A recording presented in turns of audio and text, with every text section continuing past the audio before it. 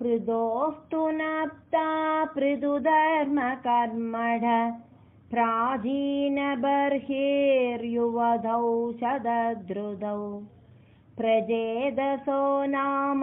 सुचेदसस्सुधानजीजनत्वत्करुणाङ्गुराणि वा पृदोः तु नप्ता पृदुधर्मकर्मडः प्राचीनबर्हिः युवधौ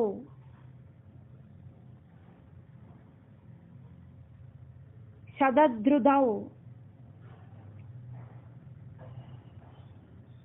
प्रजेदसः नाम सुचेतसः सुदान् अजीजनद त्वद्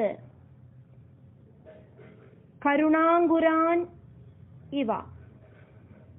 पितु सिसृच्छानिरदस्य शासनाद् भवत्तपस्याभिरधादशाभिते पयोनिधिं पश्चिममेत्य तत्तडे सरोवरं सन्ददृशुर्मनोहरम् पितुः सिसृच्छानिरदस्य शासनाद् भवद् तपस्य अभिरदाः भवत्तपस्याभिरदाः दशाभि ते पयोनिधिं पश्चिमम् एत्य तत्तडे सरोवरं सन्ददृशुः मनोहरम् तदा भवत्तीर्थमिदं समागतो भवो भवल्सेवकदर्शनादृदा प्रकाशमासाद्य पुरप्रजेदसामुपादिशद् भक्ततमस्तवस्तवम् तदा भवत्तीर्थम् इदं समागतः भवः भवद् सेवक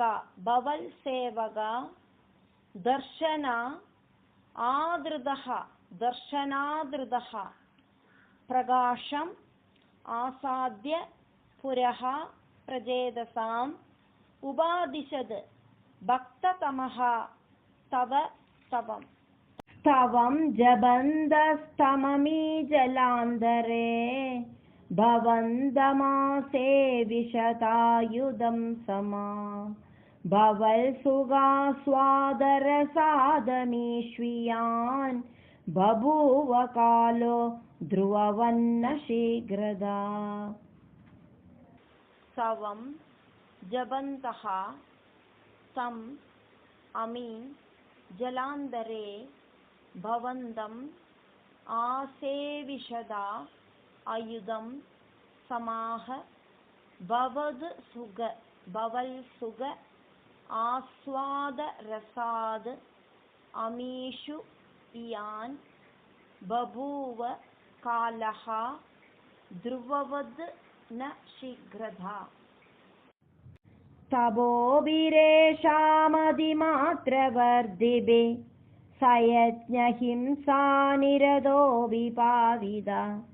पितापि तेषां गृहयादनारद प्रदर्शितात्मा भवदात्मदां ययौ तपोभिः येषाम् अधिमात्रवर्धिभिः सह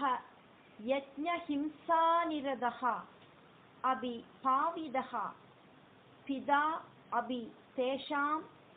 गृहयाद नारद प्रदर्शितात्मा भवदात्मदां ययौ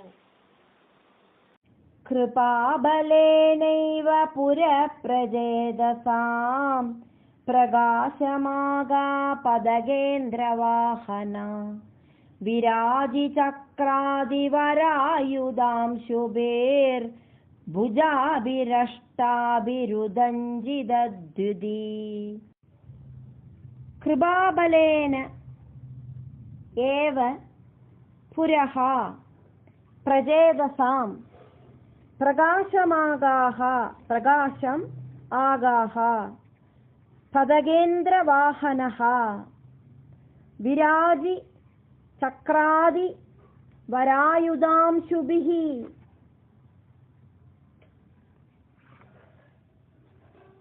भुजाभिः